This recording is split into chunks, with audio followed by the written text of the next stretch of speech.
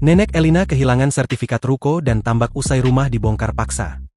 Nenek Elina Wijayanti tidak hanya kehilangan rumah, sejumlah sertifikat juga diduga raib usai peristiwa pembongkaran rumahnya. Nenek berusia 80 tahun itu kini berharap agar seluruh barang-barangnya bisa kembali. Sebelumnya, rumah Nenek Elina yang berada di Duku Kuukan nomor 27 RT 5 RW 6 Kelurahan Lontar Kecamatan Sambikrep Kota Surabaya, diduga dibongkar paksa oleh Samuel dan kawan-kawan pada 6 Agustus 2025. Rumah itu dibongkar karena Samuel mengklaim telah membeli objek tanah dan bangunan tersebut sejak 2014. Namun pihak Nenek Elina tidak merasa menjualnya. Saat ini proses hukum sudah berjalan, Polda Jatim telah menetapkan beberapa tersangka. Di sisi lain, Nenek Elina tetap ingin rumahnya bisa dibangun ulang. Tidak hanya itu, ia juga berharap seluruh dokumen penting bisa ditemukan kembali.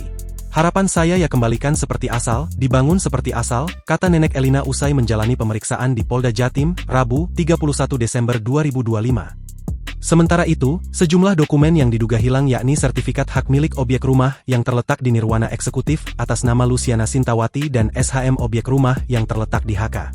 Selain itu, juga ada SHM objek rumah toko yang terletak di Balongsari Surabaya atas nama Luciana Sintawati, 2 SHM objek rumah di Perumahan Balongsari Surabaya, SHM objek tanah tambak yang terletak di Kabupaten Tulungagung atas nama Luciana Sintawati, dan C dari objek rumah beserta mutasi objek tanah atas nama Elisa Irawati. Surat-surat kembali dan barang-barang, pakaian-pakaian, semuanya, pintanya.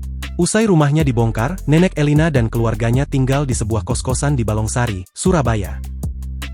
Download Tribun X sekarang, menghadirkan lokal menjadi Indonesia.